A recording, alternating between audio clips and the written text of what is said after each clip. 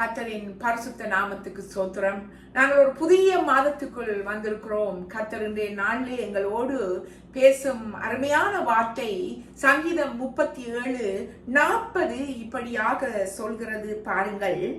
கர்த்தர் அவர்களுக்கு உதவி செய்து அவர்களை விடுவிப்பார். அவர்கள் அவரை நம்பியிருக்கிறபடியால் அவர்களை துன்மார்க்கருடைய கைக்கு தப்புவித்து ரட்சிப்பார். கர்த்தர் அவர்களுக்கு உதவி செய்வார். பவுலும் சீலாவும் சிறையிலே அடைக்கப்பட்டிருந்தார்கள். தேவனின் ராஜ்யத்தை கட்டவர்கள் பிரயாசப்படும் போது அவர்கள் சிறையிலே அடைக்கப்பட்டார்கள். சிறையிலே அடைக்கப்பட்டவர்கள் அங்கு கூட ரிஜய் சந்தோஷத்தோடு தேவனை போற்றி பாடிய போது கர்த்தர் அற்புதமாக அந்த சிறை கதவுகள் உடைக்கப்பட்டு கர்த்தர் அவர்களை விடுவித்தார்.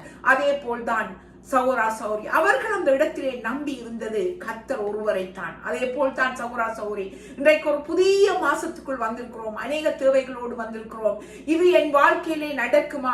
இது செய்து கர்த்தர் இதை செய்து முடிப்பாரா? அநேக காரியங்களுக்காக நான் மாச கணக்காக ஜெபிக்கிறேனே, என் வாழ்க்கையிலே அது இன்னும் நடக்கவில்லையே என்று நீங்கள் ரொம்ப துக்கத்தோடு கலக்கத்தோடு தேவ சமூகத்திலே இன்றைக்கு நிற்கிறீர்களா? கர்த்தர் உங்களுக்கு உதவி செய்வார். கர்த்தர் உங்களை விடுவிப்பார். நீங்கள் செய்ய வேண்டியது அவரை நம்புங்கள், அவரை நோக்கி பாருங்கள். எப்படி பவுலும் சீலாவும் அந்த இடத்திலே, அந்த கஷ்டமான அந்த இடத்தில் கூட, அந்த சூழ்நிலையில் கூட தேவனை நம்பி தேவனை துதித்து பாடினார்களோ, அதே போல உங்கள் நம்பிக்கையை, உங்கள் விசுவாசத்தை தேவன் மேல் வையுங்கள்.